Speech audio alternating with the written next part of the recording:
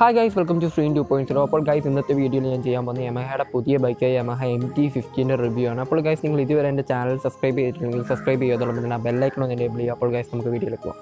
Guys 2019 ഇന്ത്യയിൽ launch ചെയ്യാൻ പോകുന്ന ആദ്യമത്തെ യമഹ ബൈക്കായിരിക്കും യമഹ MT-15.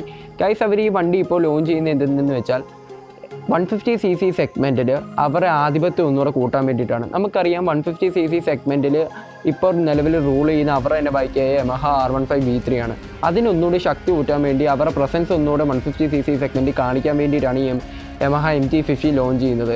ഇതിൻ്റെ സ്പെസിഫിക്കേഷനൊക്കെ പറയുകയാണെന്നുണ്ടെങ്കിൽ നമുക്ക് R15 V3യിൽ നിന്ന് MT-15 കമ്പയർ ചെയ്യുമ്പോൾ വലിയ സ്പെസിഫിക്കേഷൻ ബേസും വലിയ ചേഞ്ച് ഒന്നും നമുക്ക് കാണാൻ പറ്റില്ല. നോർമൽ ബൈക്കായിട്ട് തന്നെയാണ് കാണാൻ പറ്റുന്നത്. അത് മാത്രമല്ല ഇതിൻ്റെ ലുക്ക് മാത്രമാണ് നമുക്ക് R15 V3യിൽ നിന്ന് MT-15 ഡിഫറൻഷ്യേറ്റ് ചെയ്യാൻ പറ്റുക. അല്ലാതെ പ്രത്യേകിച്ച് ചേഞ്ച് ഒന്നും നമുക്ക് കാണാൻ സാധിക്കുന്നില്ല. ലുക്കിനെ പറ്റി പറയുകയാണെന്നുണ്ടെങ്കിൽ ഒരു നേക്കഡ് സ്ട്രീറ്റ് ഫൈറ്റർ ബൈക്കാണ് യമഹ MT-15. ഇതിൻ്റെ ഫിനിഷേഴ്സ് എന്നൊക്കെ പറയുകയാണെങ്കിൽ സൂപ്പർ ഫിനിഷേഴ്സാണ് യമഹ ഈ ബൈക്കിന് നൽകിയിട്ടുള്ളത്. അതിൻ്റെ ഏറ്റവും അട്രാക്റ്റീവ് പാർട്ട് എന്ന് പറയുന്നത് ഇതിൻ്റെ ബുൾസൈ ഷേപ്പ്ഡ് ഹെഡ്ലൈറ്റ് തന്നെയാണ്. ഇതുപോലൊക്കെ ഒരു സ്ട്രീറ്റ് ഫൈറ്റർ ബൈക്ക് അല്ലെങ്കിൽ ഇതുപോലൊക്കെ ഒരു ബൈക്ക് ഇന്ത്യ ഇതുവരെ കണ്ടിട്ടുണ്ട്. അതിൽ നല്ല അട്രാക്റ്റീവ് ആയിട്ടുള്ള രീതിയിലാണ് ഈ ഡിസൈൻ ചെയ്തിരിക്കുന്നത്. യമഹ ഈ ബൈക്കിൻ്റെ ഡിസൈനിങ്ങിൻ്റെ കാര്യത്തിൽ നല്ലൊരു വർക്ക് തന്നെയാണ് ചെയ്തിരിക്കുന്നത്.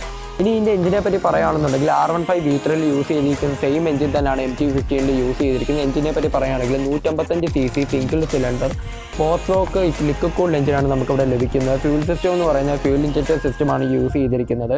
ഇതിൻ്റെ പവറിനെ പറ്റി പറയുകയാണെന്നുണ്ടെങ്കിൽ 10,000 RPMൽ 19.3 bhp പവറും 8,500 RPMൽ 15 Nm ടോർക്കുമാണ് ഇത് ഉൽപ്പാദിപ്പിക്കുന്നത്. 6 സ്പീഡ് ഗിയർ ബോക്സ് ആണ് നമുക്കിവിടെ ലഭിക്കുന്നത്. ഈ ബൈക്കിൽ VVA ടെക്നോളജി യൂസ് ചെയ്യുന്നുണ്ട്. ഇതിൻ്റെ അഡ്വാൻറ്റേജ് എന്തെന്ന് വെച്ച് കഴിഞ്ഞാൽ നമ്മൾ ഹയർ RPMൽ പോകുമ്പോൾ അല്ലെങ്കിൽ ഹൈ സ്പീഡിൽ പോകുമ്പോൾ നമുക്ക് വൈബ്രേഷൻ ഫ്രീ ആയിട്ടുള്ള ഒരു റൈഡിങ് ഈ ടെക്നോളജി പ്രൊവൈഡ് ചെയ്യുന്നുണ്ട്. അതും നല്ലൊരു ഫ്യൂച്ചർ തന്നെയാണ്. ഈ ബൈക്കിൻ്റെ ടോപ്പ് സ്പീഡ് എന്ന് പറയുന്നത് 130 km/h ആണ്. ഈ ബൈക്കിൻ്റെ മൈലേജ് എന്ന് പറയുന്നത് സിറ്റീസിൽ 35 കിലോമീറ്ററും ഹൈവേസിൽ 45 കിലോമീറ്ററുമാണ്. അപ്പോൾ നമുക്ക് കമ്പൈൻ ചെയ്തൊരു 40 കിലോമീറ്റർ നമുക്ക് പറയാൻ സാധിക്കും. ഓൾ ദ വേ നമ്മൾ എഞ്ചിൻ്റെ ഭാഗത്ത് നോക്കുകയാണെന്നുണ്ടെങ്കിൽ നല്ലൊരു എഞ്ചിൻ തന്നെയാണ് നമുക്കിവിടെ ലഭിക്കുന്നത്. ഈ ബൈക്കിൻ്റെ കംഫർട്ടിനെ പറ്റി പറയുകയാണെന്നുണ്ടെങ്കിൽ R15 V3 ആയിട്ട് നമ്മൾ കമ്പയർ ചെയ്യുമ്പോൾ നല്ല റിലാക്സ്ഡ് ആയിട്ടുള്ള റൈഡിംഗ് പോസ്റ്റായിട്ടാണ് നമുക്ക് ലഭിക്കുന്നത്. R15 V3 നമുക്കറിയാം അതൊരു ട്രാക്ക് ബൈക്കാണ്. അതുകൊണ്ട് തന്നെ നമുക്ക് അഗ്രസീവ് ആയിട്ടുള്ള ഒരു റൈഡിംഗ് പോസ്റ്റാണ് നമുക്ക് ലഭിക്കുന്നത്. അത് മാത്രമല്ല ഹാൻഡിൽ ബാർസ് ഒക്കെ ഒത്തിരി താന്നാണ് ഇരിക്കുന്നത്. പക്ഷേ നമുക്ക് MT-15ലേക്ക് വരുമ്പോഴത്തേക്ക് ഹാൻഡിൽ ബാർസ് ഒക്കെ ഒത്തിരി റേസ്ഡ് ആവുകയും നമുക്ക് റിലാക്സ്ഡ് ആയിട്ടുള്ള റൈഡിംഗ് പൊസിഷൻ ലഭിക്കും. അത് മാത്രമല്ല നമ്മുടെ പില്ലിയൻ റൈഡേഴ്സിനും നല്ല റിലാക്സ്ഡ് ആയിട്ടുള്ള റൈഡിംഗ് പൊസിഷൻ ആയിരിക്കും ലഭിക്കുന്നത്. ഫുട് റെസ്റ്റ് ഒന്നും ഒത്തിരി ബാക്കിലോട്ടൊന്നും പോകില്ല. നല്ലൊരു റൈഡിംഗ് പോസ്റ്റർ ആയിരിക്കും നമുക്ക് ഈ ബൈക്കിൽ ലഭിക്കുന്നത്. സോ കംഫർട്ടിൻ്റെ ഒക്കെ കാര്യം പറയുകയാണെന്നുണ്ടെങ്കിൽ നല്ലൊരു ചോയ്സ് തന്നെ ആയിരിക്കും MT-15. ഇനി ഇതിൻ്റെ വെയിറ്റിനെ പറ്റി പറയുകയാണെന്നുണ്ടെങ്കിൽ 133 കിലോഗ്രാമാണ് ഇതിൻ്റെ വെയിറ്റ് എന്ന് പറയുന്നത്. R15 V3യെക്കാട്ടി വെയിറ്റ് കുറവാണ് ഇതിന്. കാരണം അതിൻ്റെ ആ കിറ്റ് ഫ്രണ്ടിലത്തെ കിറ്റ് ഇല്ലാത്തത് കൊണ്ട് തന്നെ ഇതിന് വെയിറ്റ് കുറവാണ്. ഇതിൻ്റെ ഫ്യൂൽ ടാങ്ക് കപ്പാസിറ്റി എന്ന് പറയുന്നത് 10 ലിറ്ററാണ്. ഇതിൻ്റെ ഗ്രൗണ്ട് ക്ലിയറൻസ് എന്ന് പറയുന്നത് 155 mm ആണ്. ഇതിൻ്റെ സേഫ്റ്റിയെ പറ്റി ഇനി ബ്രേക്സിൻ്റെ സേഫ്റ്റിയുടെ ഒക്കെ കാര്യം പറയുകയാണെന്നുണ്ടെങ്കിൽ ഫ്രണ്ട് ബ്രേക്ക് എന്ന് പറയുന്നത് 282 mm സിംഗിൾ ഡിസ്ക് ആണ്.